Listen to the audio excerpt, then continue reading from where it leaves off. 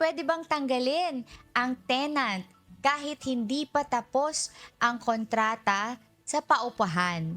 Well, for kung may justifiable reason bakit mo siya tatanggalin. Kasi alam naman natin na kapag ka meron kayong pinirmahang kontrata, yung kung ano yung nakasulat doon na provisions doon sa contract. Kung may nilabag siya doon sa kontrata.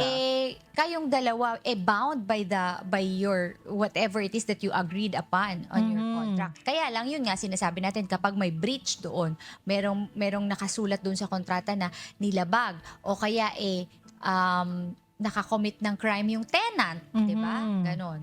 Oo, pero yun nga, dapat, ano rin to, Attorney J, di ba? Dapat unlawful detainer or forcible yun. entry. So, hindi rin naman pwedeng, sige, may ground hihilain, di ba?